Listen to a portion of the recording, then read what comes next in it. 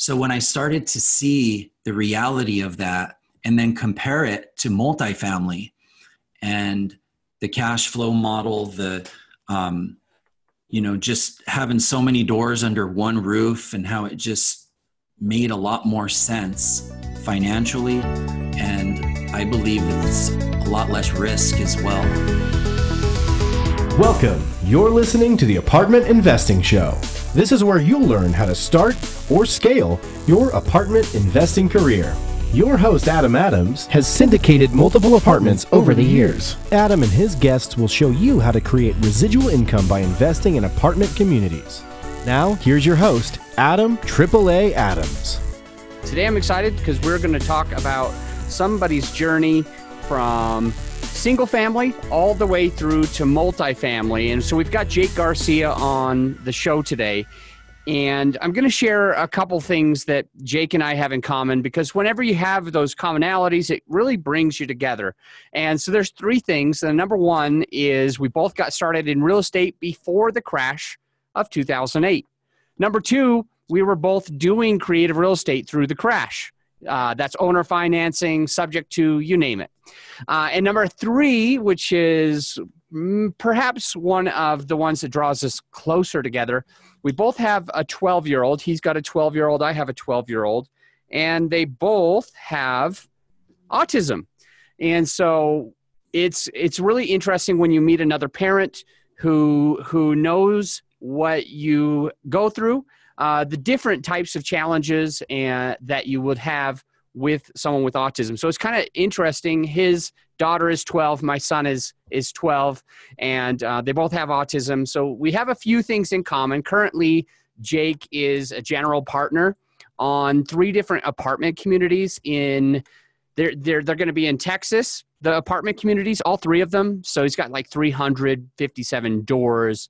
And he also owns and manages his own residential portfolio in the Phoenix MSA, about 54 units, residential units there as well. And so he's going to talk about those 54 units, what he did, how he scaled, how he ended up partnering on these 357 units in Texas as a general partner. And he has bought and sold over $46 million. So that's some street cred for you. $46 million in residential and multifamily assets throughout Arizona, that's Texas, and New Mexico. Jake has implemented a strategy of recognizing undervalued opportunities in solid U.S. markets, allowing him to capitalize and sell for a profit. Jake works with his wife, Nicole, who's an active real estate agent and has been in Arizona since 2011. Mr. Jake Garcia, welcome to the show. How are you? I'm great. Thank you for having me. Well, great to have you. So we're gonna dive in, because I know that there's a lot of listeners that what they're thinking is, ultimately I want to be in multifamily. Ultimately, I want to do that commercial real estate. And there's a few things that may be holding them back. They might not think that they have enough money in their bank account right now. They might not think that they have enough experience. Maybe they're saying to themselves, I have to flip, like you did, I have to flip and hold rentals, 54 different units before I can go and buy a 54 unit. So I'm going to need to do that. So I want to dive into these things. Like, what kind of money do you need to get involved in multifamily communities, and what kind of experience do you truly need to have? So let's start there. Jake, if somebody's listening and they're trying to say to themselves, hey, I want to do this, but I don't think I have enough money, what would be your response? Well, when I got started in real estate, I had a negative net worth. So I had a mentor who was doing some real estate deals, and he showed me some ways that I could locate properties online. I remember my wife and I putting up bandit signs on the freeway at 3 a.m, putting a lot of grassroots type of stuff. But we started doing subject twos, taking over other people's mortgages and wrapping those with a new deal and putting a tenant in those homes. And as soon as I was able to do that, the light bulb really went on, and it motivated me to continue to find more deals. Nice. Okay. So here, how about this? There's a listener, at least one, that's saying to themselves, yeah, I'd like to get into multifamily, but I need to be in single family for 5 years first. I'd like to get into multifamily commercial assets, but, I need to learn, I need to, cut my teeth on, these smaller assets. Would you say that that's true? Would you say that that's what they need to do, is they need to own single family for the next 5 years in order to kind of get to that next level? Or is there another way? No, not at all. If I had it to do all over again, I would start in multifamily. The scalability, just being able to have multiple doors under one roof. I love the model. I'm really transitioning out of single family now, but everybody has to make their own decision, and it is good to get experience and gain some confidence and get into the market and see how you're going to like it, because it's not for everybody. But there are tremendous opportunities out there. So.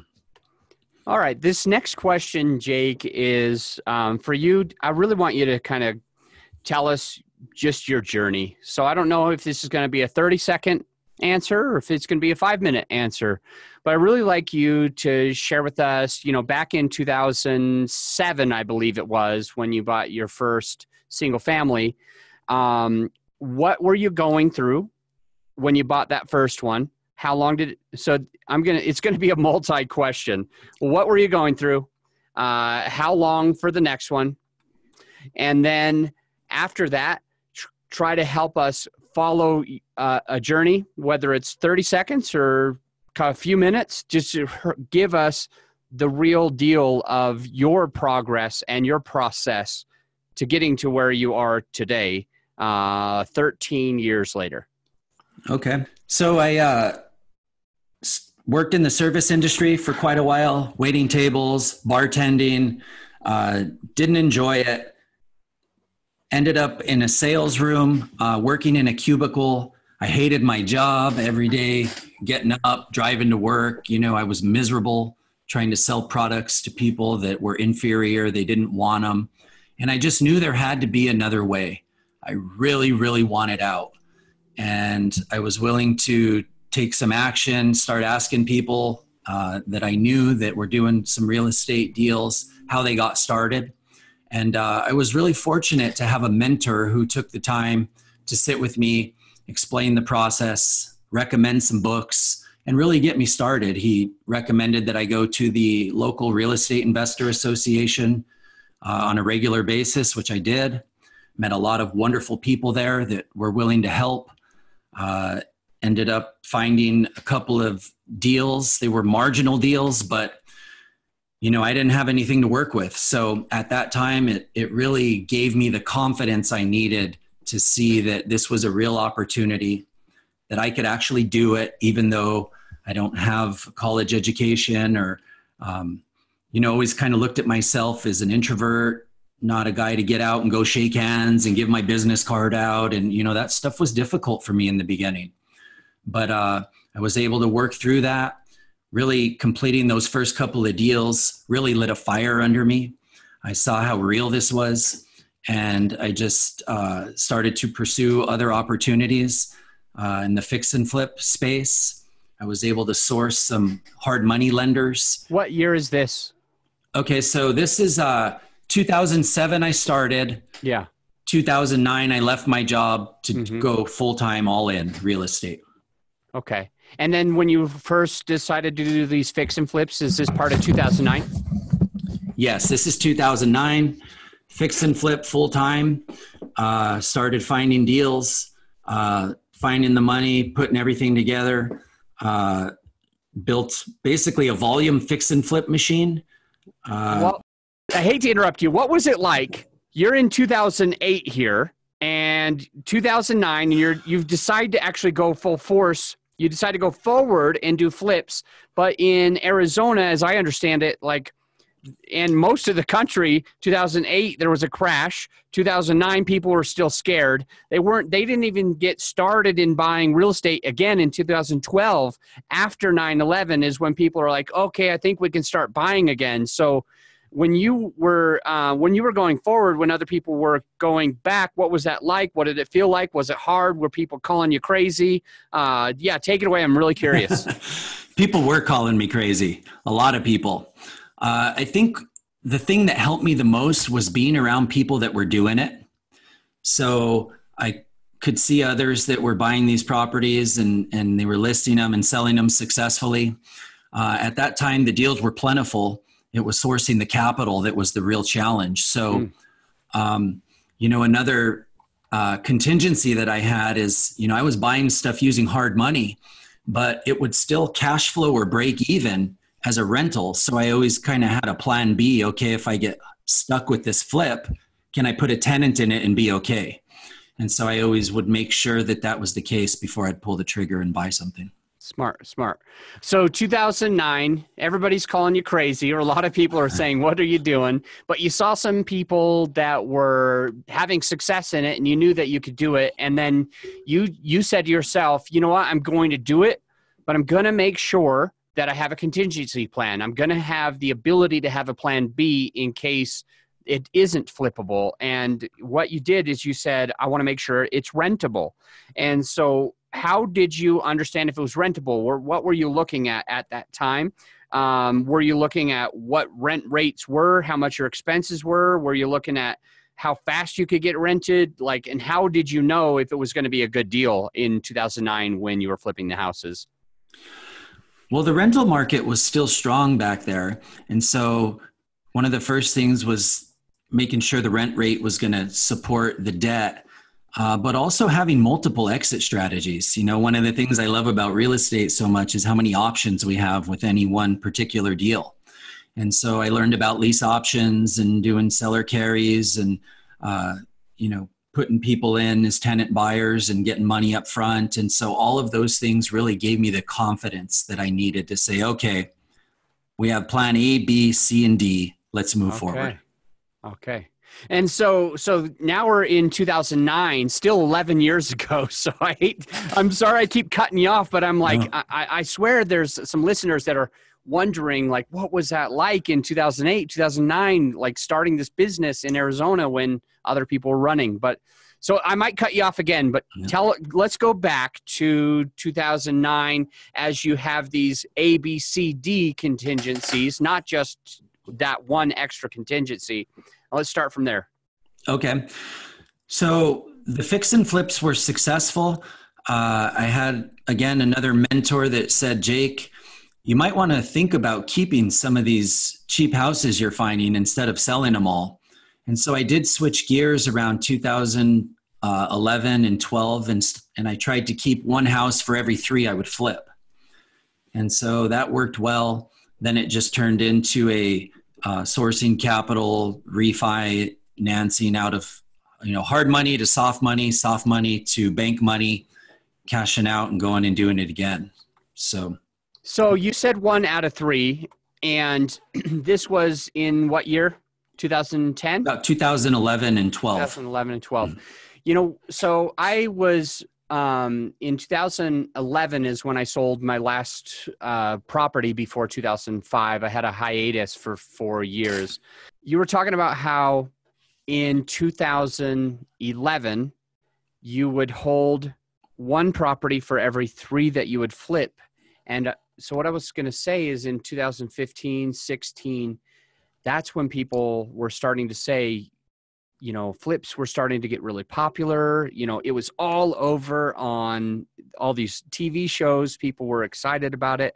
And there was some wise people saying to the 2015, 16, 17, you got to hold 1 for every 3. And I'm just curious where you learned that.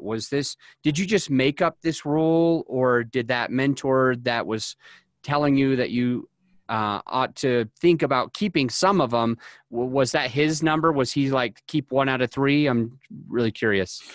No, his advice was to keep as many as I could. He thought I should keep them all.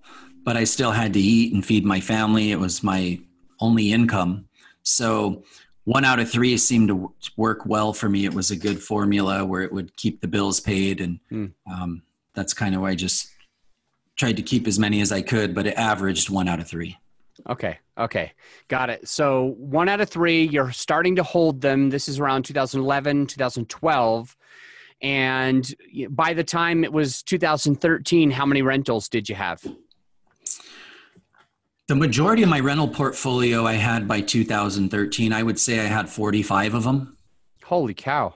So how many were you flipping? Well, I usually had 8 to 12, maybe 15 going at a time. It varied, but you always have a couple in escrow waiting to close. You have a few being rehabbed. You have a few on the market, then a few in escrow waiting to close. So, yeah. And I kept. So in a whole year, then how many would you close in a whole year? I don't have my top year number. I should look that up. I would say 40-ish. Wow. In flips. That's amazing, Jake. That's really cool. It was a lot of work. Yeah. Okay. So then what happened when you had a majority of your rental portfolio in 2013? Take us again now through the next 7 years, 13 through 2020. Okay. So I self-managed the properties, which I don't highly recommend, but it was good for me to get the education and really understand what it is to be a landlord. But I also continued to flip homes. I started a lending arm and started mentoring and helping other guys that were flipping, and then I would do the loans for them. Started focusing in on self-directed IRA investing. Also, I have a group home business within that portfolio. So that took quite a bit of my time, and I've really enjoyed doing that. And then I was introduced to multifamily through my real estate investor association in 2009. One of the educators came through and gave his pitch, and I really liked the idea. It's just what I had going was working well. And I figured, well, if it's not broken, why not fix it? Or why try and fix it? And my mentor at the time, he did invest in that education. And so he started doing multifamily. And for a lot of years, he told me, hey, Jake, the water is pretty nice over here, man. You got to jump in and check it out. Yeah. You're wasting your time over there with those single family homes. And so finally, I did take his advice and I got involved with multifamily through him. Same guy who mentored me in single family showed me how to get started in multifamily. And what year was that? Well, I started the education about 2 years ago. Okay. I was reading some books, but I made a decision and committed seriously 2 years ago. And then last year was the first deals that I closed on, the first syndications. Prior to that last deal, you did a lot of single family. You had a whole portfolio. What was the most amount of units that you had closed prior to your first syndication? Multifamily units? Yeah. I did a 5-unit here in Phoenix on my own. Okay. So you went from a 5-unit to like 104 units.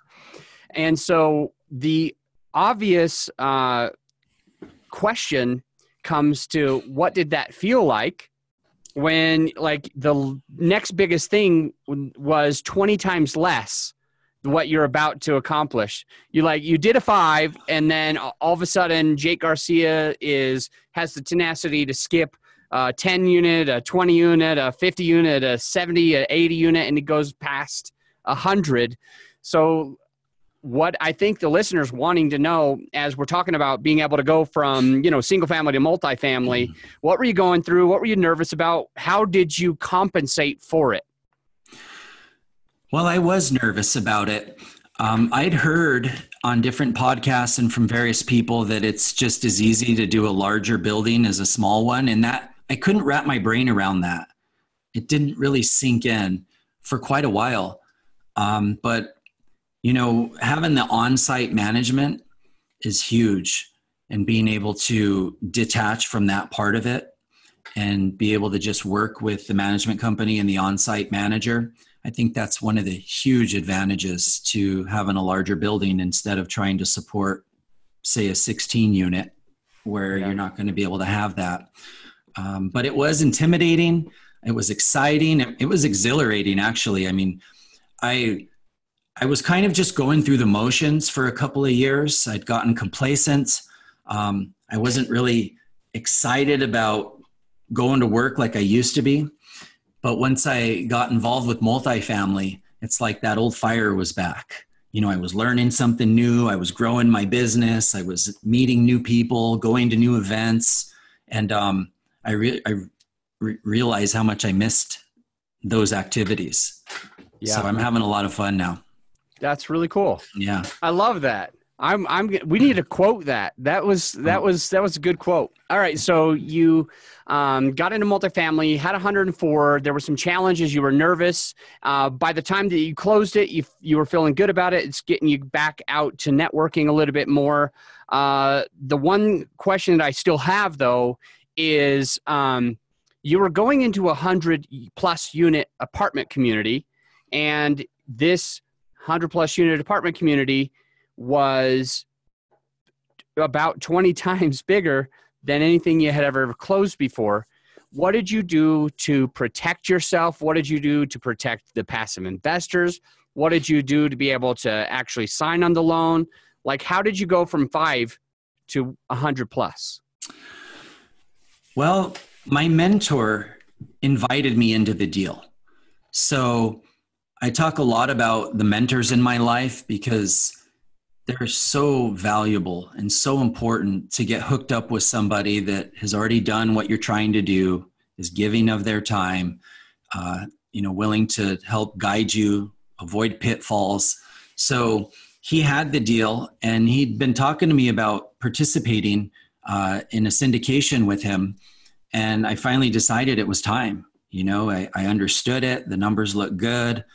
We visited the property. Everything fell into place. And just knowing that I was involved with this person that I trusted, who was already doing it, who was successful, it gave me a lot of confidence to move forward. And I did bring some of my relationships in, and everything just fell into place.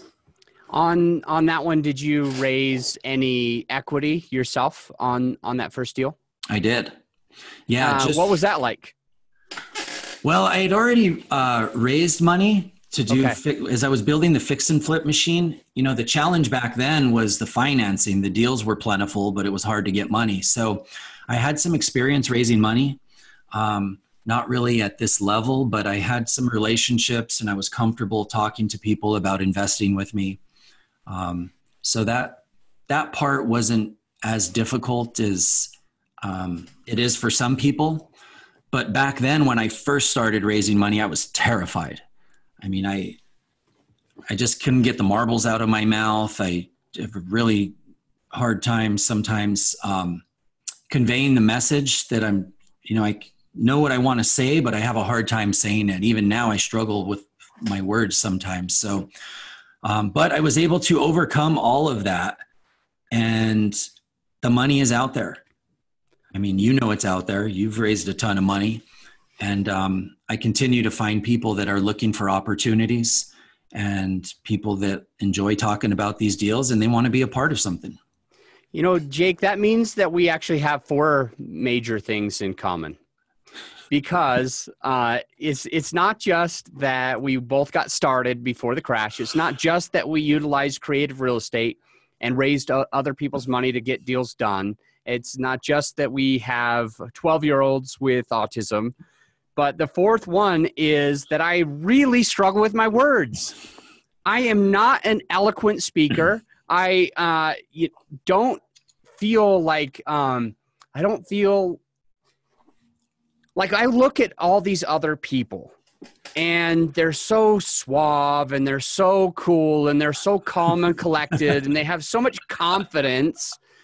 And I'm sitting here like flubbering on my words, but I think that's really good to bring out to the listener, because there's some listeners that are cool, calm, and collected for sure. but there's probably a few that are like you and me, where we don't feel like like I'm ADD, right? So I change my subjects in the middle of a sentence. I forget what I was going to say, go back into this very episode, and you can hear me doing that. I'm like, oh yeah, I forgot what I was saying. Crap. So that happens, but still you're able to raise plenty of equity for your single family and your multifamily, and I'm doing just fine. So what do you think it is? Like, is it how eloquent you are that helps you raise money, or is there something else that allows you to bring in money from other people? The thing that's helped me the most is building and nurturing those relationships and genuinely being interested in the investor or the people that you're working with. Most of the people I work with, when we talk about a deal, it's a very small percentage of the conversation. We have things in common. We're talking about their grandkids. We're meeting and doing things outside of real estate. My biggest investor, we go ride quads and do all kinds of stuff that's not about the deal. So I think that's what's really helped me. I'm interested in people. People are fascinating. They're quirky. I do a better one-on-one than I do in a group. So if I can get somebody one-on-one and hang out with them, we usually do pretty good together. Perfect. I'm the same way. I'd rather be one-on-one. Absolutely. It's a lot easier. But I put myself in those conferences. You came to the Raising Money Summit. There was 617 people. And, I was definitely shy, definitely nervous, but, we made it happen. We had a good time. Tremendous value in that conference. I'm looking forward to coming back this year, and anybody who hasn't attended, I would highly recommend it. Thank you. Excellent speakers. Thank you, Jake. Yeah, I really enjoyed it. I will give a plug since we're talking about it, just only because if somebody's wondering how to find it, I'll just give them the website real fast. It's raisingmoneysummit.com. So we're talking about the Raising Money Summit. Easy enough. Just go to raisingmoneysummit.com. Anyway, it's going to be October 1st, 2nd, 3rd, and 4th. And I know that there's been a lot of events closing down in 2020 so far because of coronavirus and things like that. But I'm going to say that by October, we're going to be in a little bit different situation. So definitely want to grab your tickets to Raising Money Summit at raisingmoneysummit.com. All right, Jake, what would be the biggest advice, one or two things that you can think of that the listener who's currently doing single family can do to be more confident about jumping into these larger 100+ unit apartment communities? Well, I think hooking up with people that are already doing it.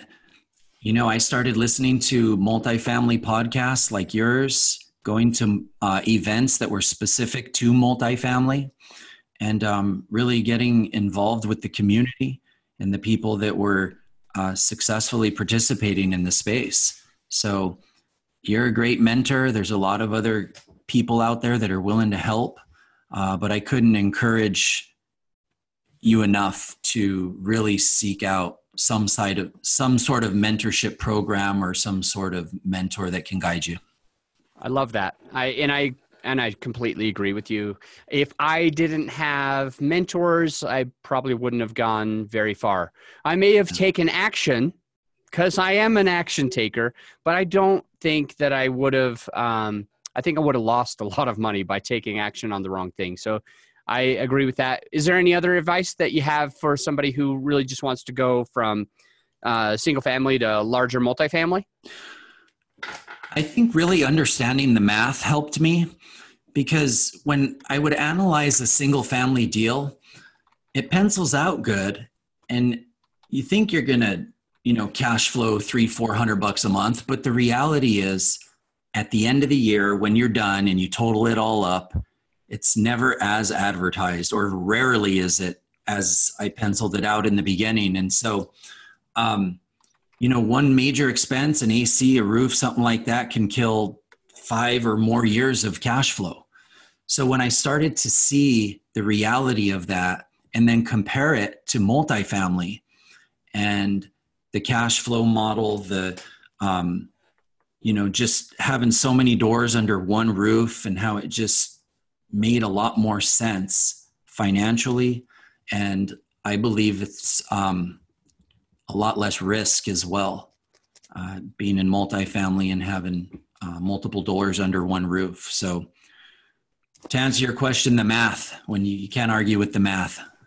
I really liked how you said that it's less risk, because really what I think most people, what I expect most people think is they'd be looking at themselves, answering these questions saying, yeah, it's so much less risky to just do a single family. Like if I do a 100 unit, that's going to be like 100 times more risky. But just kind of what you're saying is, you go from a fiveplex to a 104 unit, and it becomes less risky. That's just super, super interesting. And I think part of it comes down to math, like you said. Part of it comes down to understanding the numbers, understanding how it works, and underwriting the deal appropriately. What's the term that everybody always says? Calculated risk.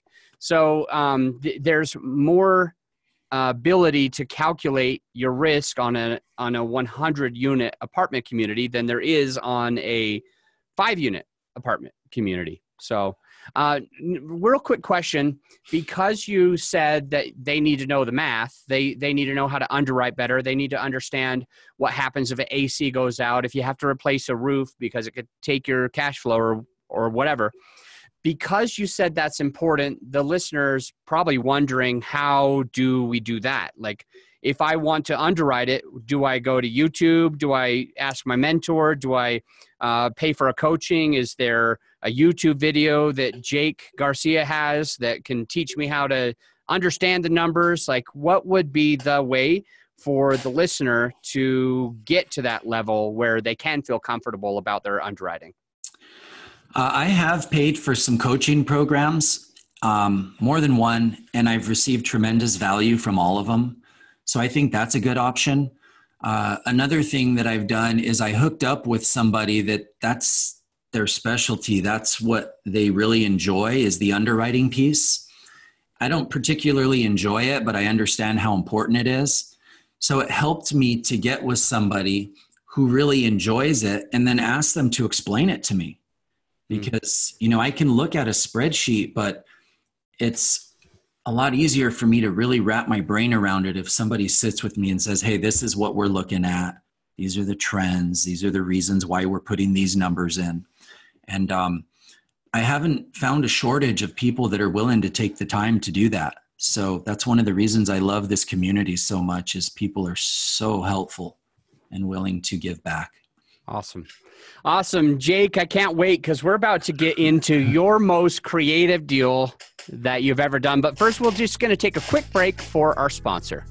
This episode was made possible by Adam's Inner Circle program. This exclusive group is a collection of industry leaders, influencers, passive investors, and strong operators. This is the type of community you want to join, where we come together multiple times each month, virtually and in person. We support each other, invest with each other, and even interview each other on our podcasts, and invite each other to speak at our live events. If you're ready to take your real estate investing to the next level, this is the group for you. Fill out an application today by following the link in the show notes.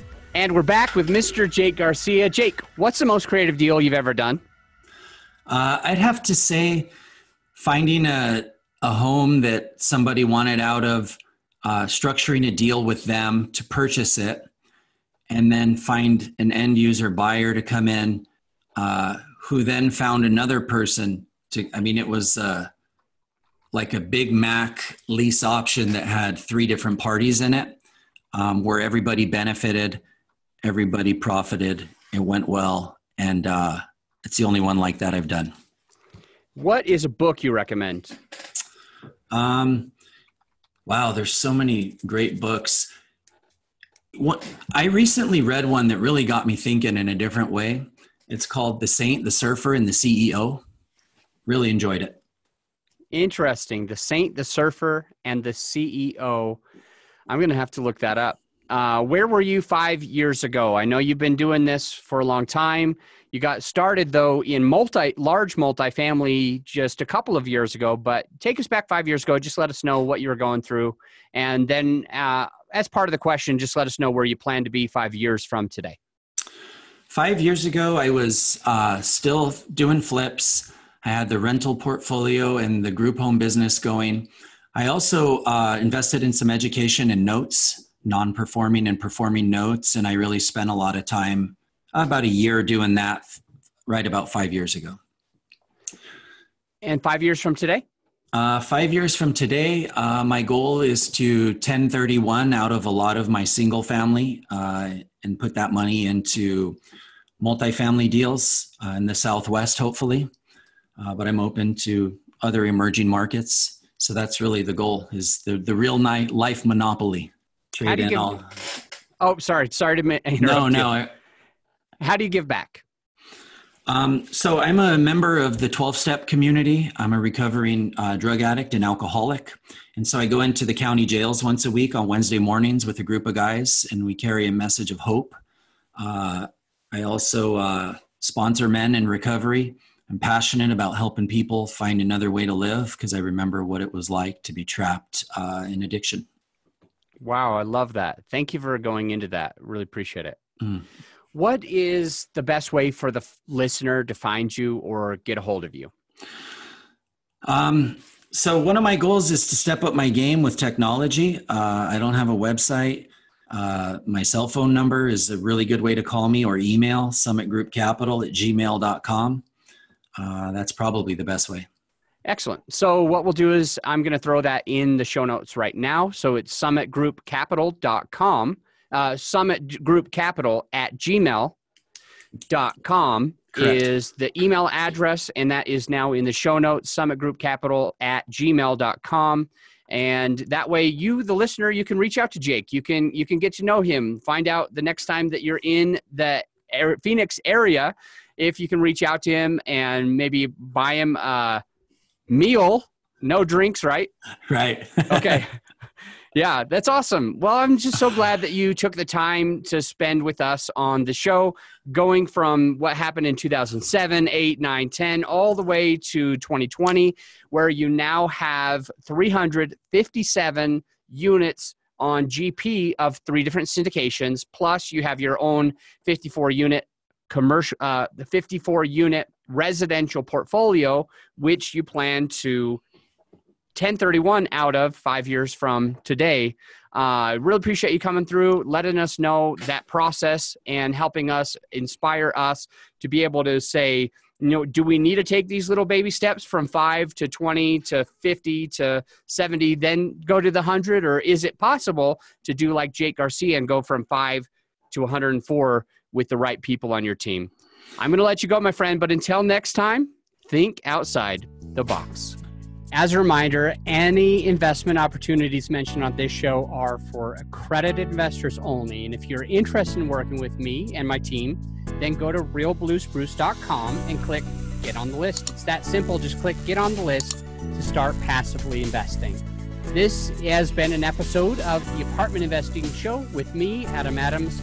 All rights are reserved. And if you haven't done so already, then make sure that you absolutely smash that subscribe button, and I'll see you on the next episode.